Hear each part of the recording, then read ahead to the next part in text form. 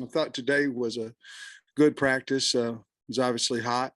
Um, had more cramping issues than what I was hoping we would, but it was hot. I thought the kids fought through practice well, and to start off, I thought we threw and caught the ball really well today for the first day, and not a lot of errors, not a lot of balls on the ground. Snaps from center to quarterback seemed to be good. The MAs were limited with the veterans. Obviously, you're going to get some of that with the younger guys, but all in all, I thought they fought through the weather well. Had a great attitude all day, and I was happy with the first practice. Okay. Did you say, I remember that the spring first practice we were able to watch it all, obviously. Super clear, like after the bowl. Did you guys get the same impression from this one? I did early, Trey, and then I thought that we got a little sloppy somewhere around period 11, 12 in there, and probably went longer than what I wanted to, maybe went probably 4 periods in there. And then I thought we regrouped and did a nice job. You know, we're wearing skull caps with everybody on the team now, besides the quarterback and the kickers, punters, and snappers on the specialist part of it. I think that takes a little bit of time to get used to as well. I think it's hotter on your head. So I think that may have had something to do with it as well. We wore those in the spring, but it certainly wasn't the same temperature as what it was today. But I felt like we were crisp. We threw and caught the ball, to answer your question, well. Anything jump out as far as competitiveness or a big play or an individual, something you didn't expect? You know, I thought we took care of each other. I thought we competed. Hudson Clark made a really nice catch in the 2-minute drill, intercepted a ball against the ones, intercepted it and understood to get on the ground. You know, there's no reason to do anything. Game's over at that point. Thought he made a great decision there. We did have some decisions on offense that weren't very good in 2-minute. You know, we lost track of the down with a quarterback, and then we didn't get out of bounds when we caught the ball early in the drive. Our situation today was 42 seconds. We needed a touchdown. We threw about an 8-yard just a stop route on the outside. We probably should have got the ball out of the bounds. I had to burn the timeout. So those things are something we can certainly teach off of. We will. That's why we do 2-minute. Not too concerned about it right now, but we'll use it as a learning experience. You know what it took to take the program from where you got it to where you finished last year. What's it take to get maybe next level? Where can y'all be better? Well, I think you have to do everything you possibly can in preparation and those things. I think that's an obvious answer. You know, we have to become the best coaches that there is out there, and I have a great staff. But to win more than 9 games, there's so many close games, and situational football we have to be very, very good at. And I'm talking about 3rd and 1, some things that we didn't do well last year. I'm talking about 2-minute, which we did do well last year. I'm talking about 4-minute, where we've got the lead and we need to complete the game. Those things are going to be determined how many wins you have and taking care of the football. And I thought we did a good job of taking care of the football until the 2-minute drive at the end of the game on offense. And I thought the defense rallied around really well, ran well today, did a nice job. But those are the things to win more than that. First of all, you have to have, a quarterback that can lead you to that. But, we have one that led us to 9 last year. So we've got the quarterback situation. We just got to be better in situational football. So when those situations come up a game, we win those more than we lose them. And therefore we can win a close game. We're going to have a lot of close games. That's just how it is in this league. Could you give an update on it? I think Henderson might have been in green. What's up with him? Yeah. And who was it? Yeah. Mm-hmm. Terry Wells is back out there. Chase Larry. And Chase, he's just not in camp. He's healthy, he's just not in camp. And then Marcus Henderson has a little bit of a pec problem that we put him in a green. We like to not, well, he'll probably be out another week, guys, to be honest with you. Nothing serious, but certain serious enough that we need to take care of him here at least for another week. It may be 8 days for all I know. It may be 10. I don't know, but for at least we're kind of dividing up practice a little bit and how we practice. We're going 5 in a row here. They'll get a break next Wednesday. Then we'll come back and do a Thursday, Friday scrimmage, Saturday, and then every day will be off on Sunday from then on out. And we're kind of breaking it up that way. So Henderson will start one of those. It'll be either he'll come back next Thursday, or we'll wait and bring him back the following a week from this Monday. Yes, Sam, how do you think Trey Knox has done, continuing the transition tight end? I know he's put on some weight.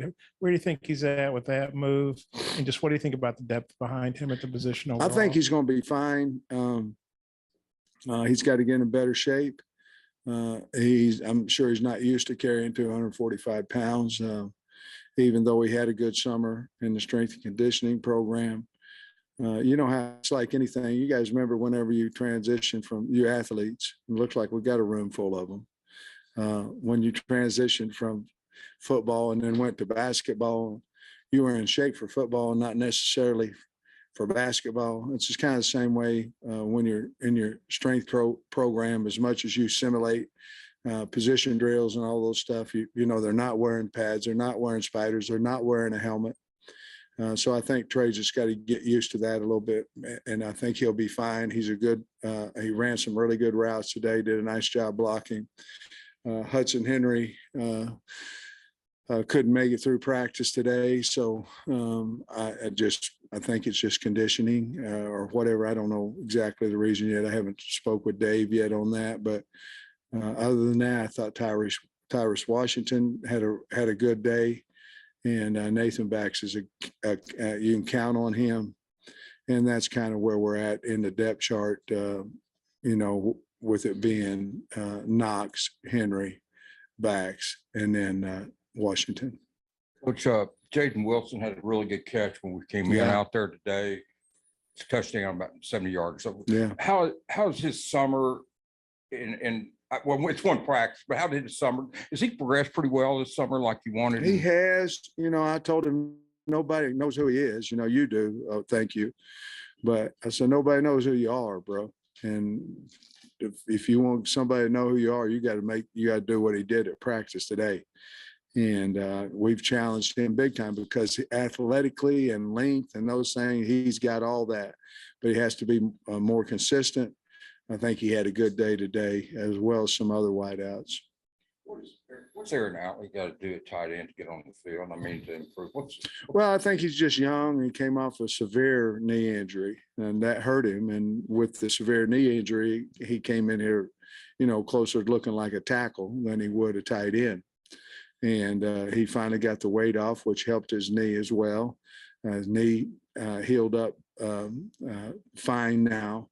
But he just got to keep working. I mean, he's probably 5 on the depth chart right now, and he just got to keep working. And he now he has a chance, to be honest with you, because he's in shape and his knee's fine, so he's got a chance. I could see him moving up that chart because his high school film, really, really good high school film. Sam, I wanted to ask you about a couple of guys. First, Isaiah Nichols. What do you expect from him? Love him. I mean, he's what working do you his think you butt get off from him. And then second, Jaqueline Crawford's back from, I guess, that leg injury. Just Yeah, to get him back. I thought Crawford did a nice job today fighting through all that. I don't know that he's been cleared. I don't know that he's 100%, to be perfectly honest with you. And then Nichols is valuable. Nichols is valuable to anybody we have on our team. I mean, he's a guy that is a leader on our team in recruiting. He helped us he's a senior and helped us in recruiting. I mean, the guy's got a lot of value, but more than anything, he's got value because he's a good football player. And there is right now, there's a significant difference between him and the next guy in. So one of your coaches sending players back quite a bit, saying everything you do, you got to do it right. How much Mm. is today about setting those types of expectations? All the first days are about setting the tone of practice and how we do things. And I don't know if we do anything right. I don't. We believe in what we do, but the expectations are we're going to do what we say the expectations are. I mean, it is what it is. And so I'm glad. I told the coaches I can't be the only guy. You know, last night in the expectation meeting that we had, I asked the coaches to listen to it too, because I can't be the only guy out there that has some type of discipline. And I haven't been, don't get me wrong, I haven't been, but I felt like our coaches really pushed our players through the practice today. And I feel like our coaches did an outstanding job along with the players. Cody Kennedy talking to your offensive line a lot about their second step, having Mhm. a powerful second step. Can you kind of go more in depth on that? And then what did you think from that group as a whole today? Yeah, Cody's better at blocking movement than I've ever been as a coach. You know, I believe that your power comes in your second step. As a offensive line coach, I always taught near leg, near shoulder. I played defense, and everybody saying your power comes from near leg, near shoulder. Well, I taught offensive line play as your second step is your near leg, near shoulder. That's your contact. You're tackling a guy, just not physically tackling him to the ground. So Cody believes that as well, because he was my GA, and it seemed to work in the past and things of that nature. What he does do, he sees things better than I did when I was a coach. He teaches it better because we've really hurt people that want to move against us. We've hurt people where a lot of times in my history, that has been a problem for us. Coach, you talked about Isaiah Nichols and his leadership, and I was just thinking about, like, if you ask coaches if they could pick, I don't know, 4 leaders or something right up the middle, they would pick a quarterback, and you got that, and a center would be another good one. You got that, and a safety, middle safety, Jalen Catalan, and Bumper Pool, middle linebacker. Yeah. Do you feel that way about your team, like just having that leadership right down the middle and guys that kind of see everything? Well, they can talk to both sides of the ball if they're, to your point, that, you don't have a corner sitting way over here. It's hard for him to lead the other side of the ball, if that makes sense. I don't know. I just not thought of it that way, but I do know this, that you better have a good center. And we have one. You better have a good quarterback. We have one. Better have a good running back. We have several. And then linebacker wise, with Bump coming back, that's huge for us. That Bumper came back along with Dalton, huge. It's going to allow us for Pooh and Crook and, those guys, Manny Powell, those guys, Henley to keep coming on. And I haven't really thought of it that way, but it makes a lot of sense. You mentioned Tyrus Washington earlier. What do you like about him? What excites you with him? He's competitive, and he's a big, strong athlete. He catches the ball well. He's got natural catching skills. I think you can split him out a little bit. He's got that kind of speed. I mean, he's not going to run. He's not going to run by a corner probably, but he's going to run by, a nickel, a Sam linebacker, a Will linebacker. But he's got the physical size. He's smart, and he's got the want to about him. I just think he's a really good young player. Coach, you pretty happy with your artificial turf addition to the practice down there? We haven't done a lot on that turf yet.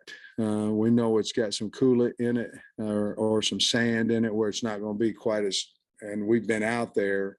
Our team has done some running on it in the summer workout program. We went more into our hot schedule today, where we were going from indoors to outdoors. I'm not for sure that it wasn't better outside than it was inside, to be honest with you.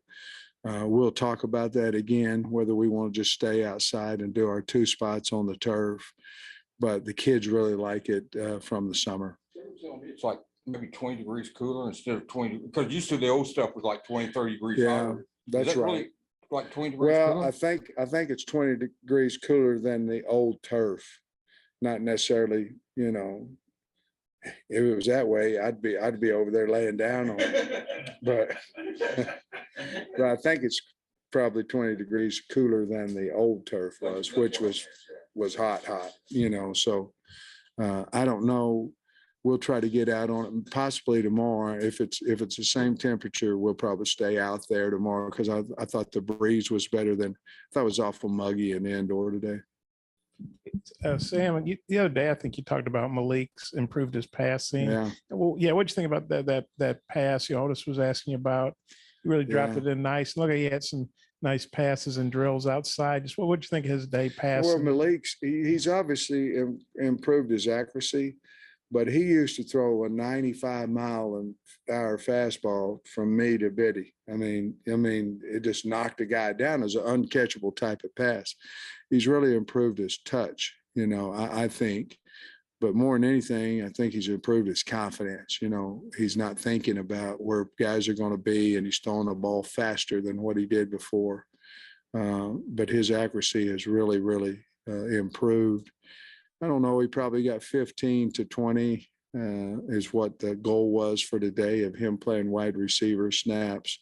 We know we're straining him because he got every snap of second team quarterback. However, we can always pull back on him, once we feel, how much we're going to play him out there. He going to play somewhere. So those numbers at wide receiver will probably increase. They didn't need to today because it's the first day, but they'll probably increase. What you're saying about Cody, I mean, you're kind of the gold standard as an O-line coach. I mean, before you became a head coach. So are you saying there's some things he does better than you? And does he sort of remind you of a younger version of yourself? Oh, no. I mean, at his age, I was either at Hutchinson Junior College or, he passed the old man a long time ago. No, I tell you what Cody does well. He's good with the kids. He's a good teacher. He's very confident about what he teaches. Cody wasn't away from me long enough to go to every guru clinic in the world and decide that they had a better answer than we did. I like that about Cody. He believes in what we were teaching when he was a GA, and he does it exactly like I do. The only thing is that when guys are moving on him, he makes them move. It seems like they're moving sideways and not up the field. So I keep saying second step. I'm not for sure if we don't drop a little bit deeper on our first step, especially on outside zone, than what I taught. And I think he opens his shoulders up a little bit more than what I taught. And sometimes that's great if they move. If they don't, sometimes you can get a little knockback. But our backs are back behind the quarterback. So you've seen us make many, many yards on outside zone over here, and it's cut up the backside A gap and split it, So we're not quite as worried about penetration on the front side because we're not dotted to I. It's backside. So therefore he can cut up faster. A lot of times when you're in the I or dotted behind the quarterback, you have to hit the ball front side. And I think there's a little bit of combination of why we're a little bit better there than what I was. I want to follow up on your lines. Can you assess the 1 and 2 lines today? And how much are you able to assess when they're not wearing pads in these first week? Well, a lot. I mean, you're looking at footwork, technique, pad level, all those type different things. I had a good day, 4 of the 5 came back from last year, and then Jones came in there. I thought Devin Manuel had a good day. I thought, to be honest with you, Josh Street had a good day, with Henderson being out at center. In life, you can either look, or in coaching, you either look at an injury as a negative or as a positive. He's going to come back. Henderson's going to come back, but this allows us to find another center that we believe in, and I believe that's the most important spot on the offensive line. Basically, the second most important spot on the offense because he handles the ball every snap. So I don't know if I answered your question, but did I? Wilson had a good day. You said some other receivers did too. Who stood out? Who did stuff? Other touchdowns and stuff. Well, Matt Landers, he's fast and big, and he had some really nice catches out there. Hazelwood, I'm not for sure Hazelwood didn't catch more balls today than he did the entire last spring. I told him that walking off field today. He had a really nice day. And, you know, there's a difference too when you're in you know, spiders and people aren't knocking the heck out of you. You know, you're gonna catch a few more balls than what you would if it was a physical, all-out defensive practice. He was a 5-star in high school, and even though he led OU in catches and led OU in touchdown receptions, still maybe is there a chance that maybe he feels like he's still got to, do more? You'll have to ask him. He's 100% that he thinks from where he was in high school to what he's done so far in college is not acceptable to him. And I think he'll have a really good year. I think he's, you know, got a lot of want to and a lot of things in his mind that he needs to prove. You'll have to ask him, but that's how I feel about it. Thanks, Coach. Good to see y'all.